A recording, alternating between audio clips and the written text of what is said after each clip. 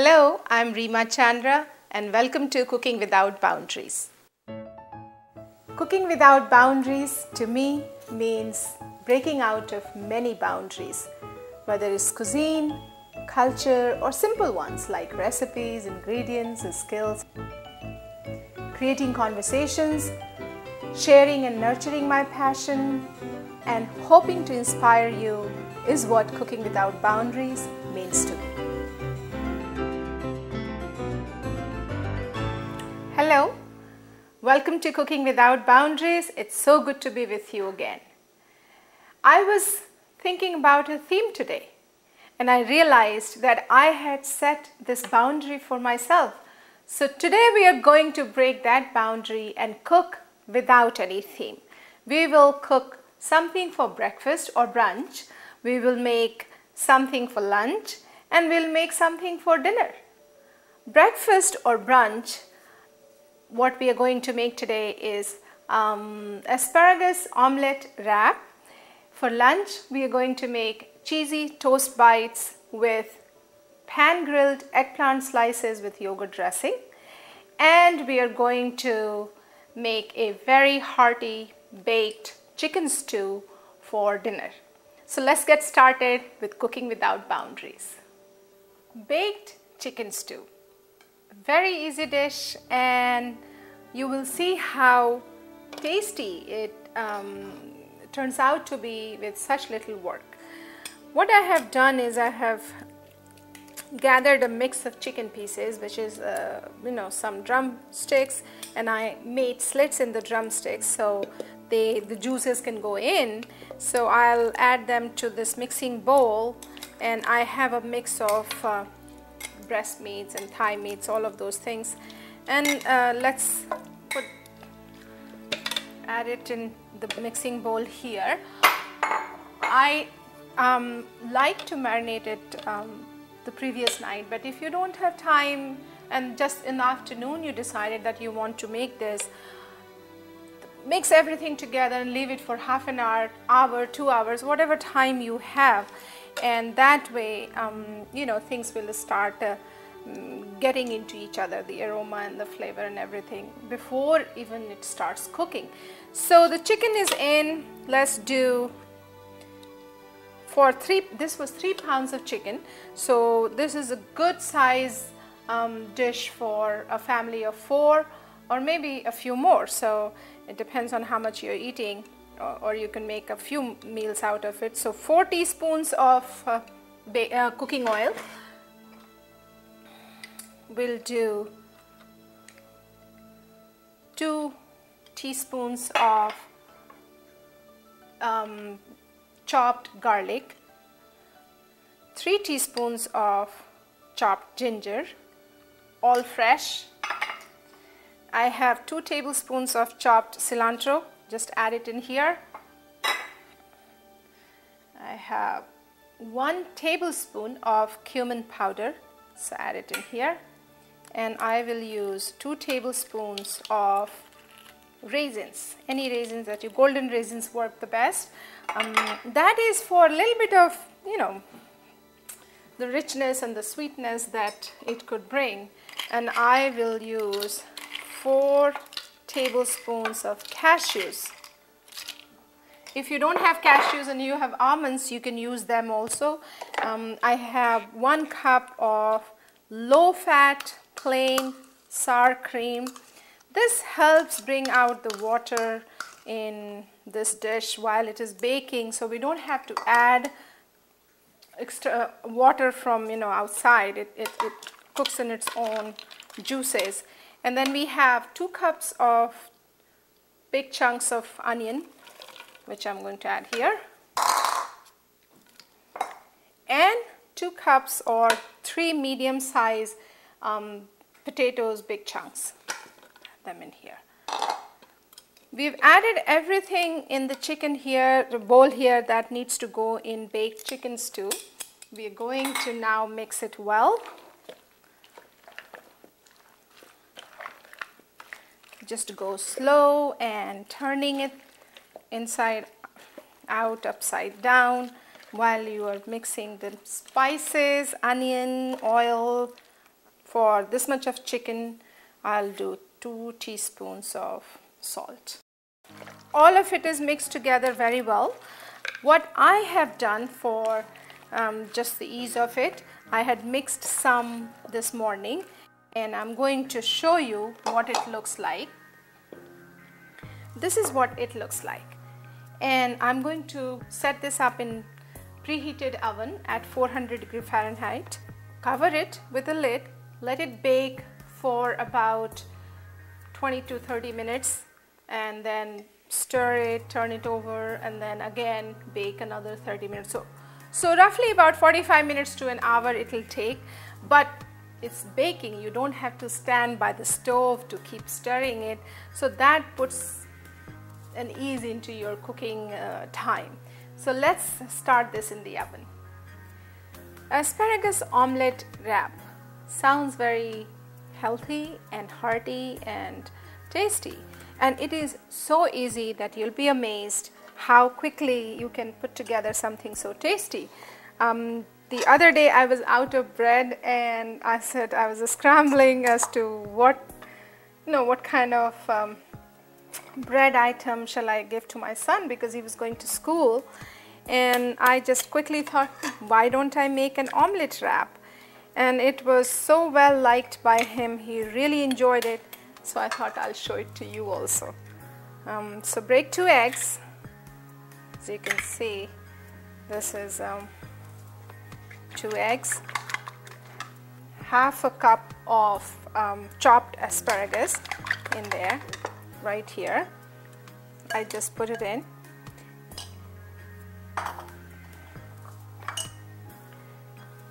Add 1 tablespoon of chopped scallions, 2 tablespoons of chopped red peppers, a pinch of salt, and mix it well. Whip it together. I like to use a spoon because it gives me better control in my hand to mix eggs with other ingredients here. You can use a whip or anything that you feel comfortable with. It's already mixed. Let's do half a teaspoon of light butter, which I have light butter with canola oil. You can use anything, butter, oil, anything that you want, just to get the omelette started. Coat the pan.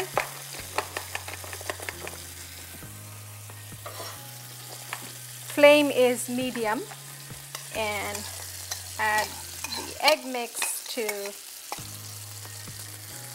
this pan.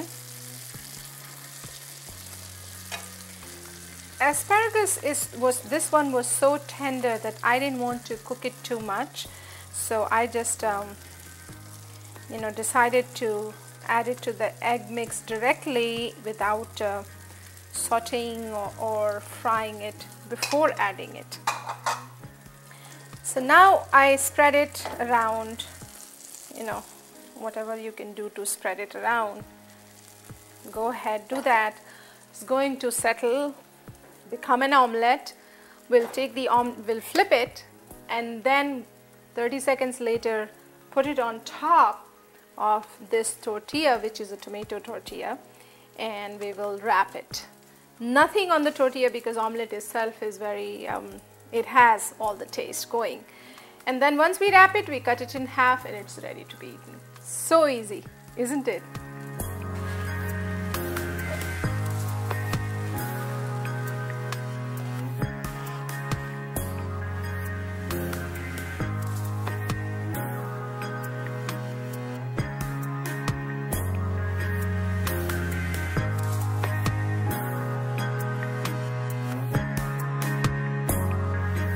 Moving on to lunch item, another very easy dish, cheesy toast bites.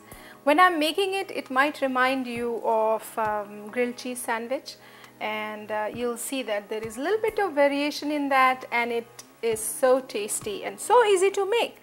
Just a teaspoon of light butter here, and turning the stove would help. So coat the pan with this butter, let it warm up. Things that are being used here are 2 slices of bread for 1 sandwich, 2 slices of bread, 2 slices of mild or medium cheddar cheese slices. I like to use medium cheddar because I'm not sure what the other person would like, so it's good to go mid-route. Personal favorite is strong cheddar. So let's lay the bread slices like this in this pan. On one of these slices, we will add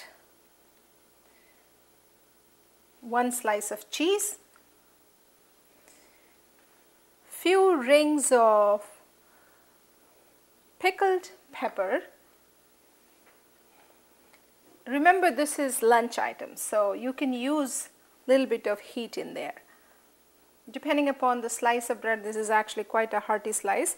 So I have about small, tiny, thin 6 rings of pepper there. Add about 2 tablespoons of chopped cilantro, and then add another slice. My slice broke, but that's okay. They're going to melt anyway. I have another half slice. I'm going to use this up also. The 1 slice, put it on top. And now I'm going to use a spatula here to press it. If you have a panini press, that would work very well too. Let it get toasted on one side, and then we will turn it over. Further toasting, cheese will melt inside. Cheesy bites would be ready to eat. It is that easy. Pan grilled eggplant slices topped with yogurt dressing. First, for that dish, we grill eggplant slices. We make the yogurt dressing separately, and then after we take eggplants out of the cooking pan while it is cooked, we put it on a plate and then we top it with yogurt dressing. So let's get started with eggplant slices. I have these eggplant slices here which I'm going to marinate. We should marinate these eggplant slices for a couple of hours before cooking. So I'm going to show you how to do it, and then I have marinated some from before, about 2 hours ago, and that's what we are going to use today for grilling right now. We'll do 4 eggplant slices, half a teaspoon of cumin. We'll do 1 teaspoon of Dijon mustard,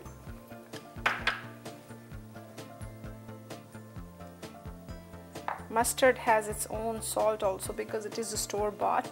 So I have put half a teaspoon of salt. This is 2 tablespoons of chopped cilantro. Let's do. I have measured 2 tablespoons of red wine vinegar.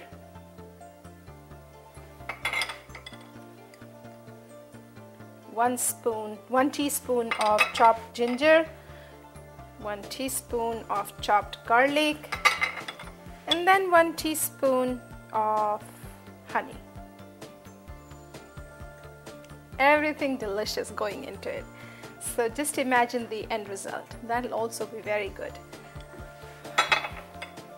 Mix it all together very well. If you have to use your fingers, please do so.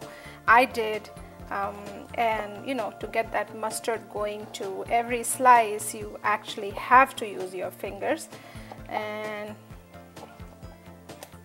alternatively, what you can do is make the marinade first in a bowl and then take each slice of eggplant and put some marination on it, and then leave them to marinate in a bowl. So this is mixed. We're going to let it sit for a couple of hours, but while that is sitting, I already have some slices of eggplants marinated in this same marinade. Heated up a grilling pan. A grilling pan is a pan where you have those slots made, so when you're putting the slices here on this pan, it will leave those grill marks on the eggplant. So let's do, I added 2 tablespoons of cooking oil to this pan, and then eggplant goes on it. I'm sure you can hear the sizzling sound.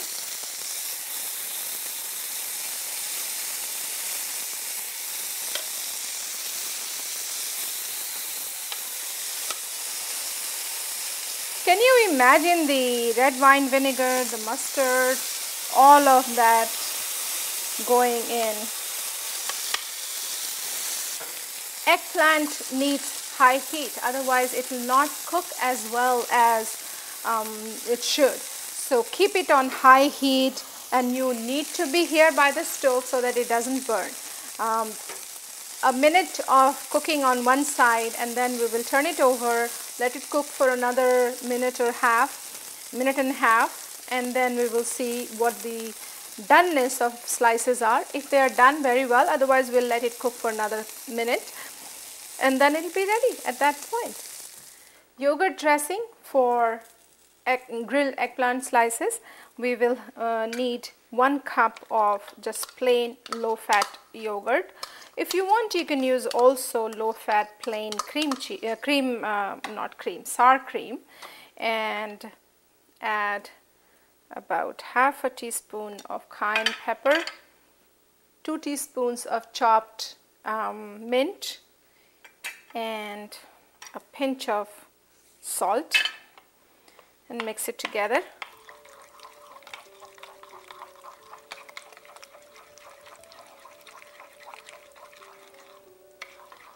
It's going well. It's done.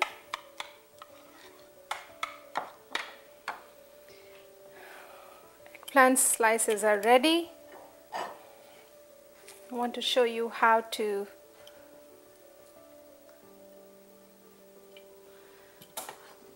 add half a teaspoon of yogurt dressing, and it's ready. We came out of our boundaries again. We broke the boundary of having a theme. We picked something to make for breakfast or brunch. We made asparagus omelette wrap, and I served it with seasonal berries. And depending upon whether it is weekday or weekend breakfast or brunch, you decide what else goes on the plate. We made cheesy toast bites with pan-grilled eggplant slices topped with yogurt dressing. Yummy, yummy, and quick. And then we baked chicken stew. We've made chicken stew before also. This was the baked one, and so easy. You mixed everything together, you let it sit for 2 hours or longer in refrigerator, and then at the time of baking it, just take it out, put it in a baking dish, preheat the oven for 400 Fahrenheit and put it in. It takes about an hour to cook, but it is yummy, it is quick, it is healthy, and it is something that you and I can do. If I can do it, so can you. All of these fresh ingredients and flavors melting in your mouth, and you doing it, is what I call cooking without boundaries. Don't forget to write to me at reema@sharontv.com. I would love to hear back from you about these dishes. Have fun cooking without boundaries in your kitchen. See you next time.